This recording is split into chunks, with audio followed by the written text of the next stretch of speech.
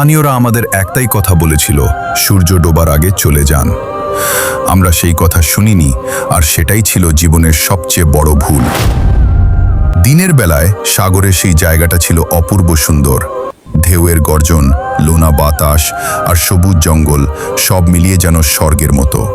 কিন্তু স্থানীয় মানুষ আমাদের বারবার বলছিল, সূর্য ডোবার আগে এখান থেকে চলে যান। কৌতূহল সামলাতে না পেরে আমরা চারজন বন্ধু সন্ধ্যা নামার পরও সেখানেই রয়ে গেলাম। রাত বাড়তেই জঙ্গলটা অস্বাভাবিক নীরব হয়ে গেল। হঠাৎ দূরে কারো কান্নার শব্দ ভেসে এলো।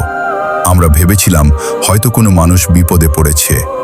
শব্দ অনুসরণ করে জঙ্গলের আরও গভীরে ঢুকতেই দেখি বিশাল এক গাছের নিচে সাদা পোশাক পরা একটি অবয়ব দাঁড়িয়ে আছে।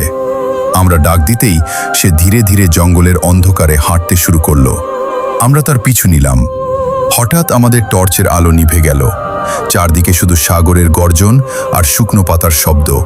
ঠিক তখনই আমাদের একজন চিৎকার করে উঠল, পেছনে তাকাও। পেছনে তাকিয়ে আমরা যা দেখলাম তা আজও কাউকে বিশ্বাস করাতে পারিনি। অন্ধকারের মধ্যে অসংখ্য জ্বলজ্বলে চোখ আমাদের দিকে তাকিয়েছিল। সেগুলো ধীরে ধীরে আমাদের ঘিরে ধরছিল। আমরা প্রাণপণে দৌড়ে সাগরের পাড়ে ফিরে এলাম, কিন্তু সেখানে এসে আরও ভয়ঙ্কর দৃশ্য দেখলাম।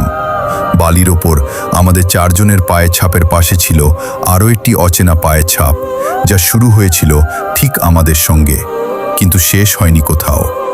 আজও আমরা জানি না সেদিন সাগরের পাড়ে সেই ভয়ঙ্কর জঙ্গলে আমাদের সঙ্গে আসলে কে ছিল।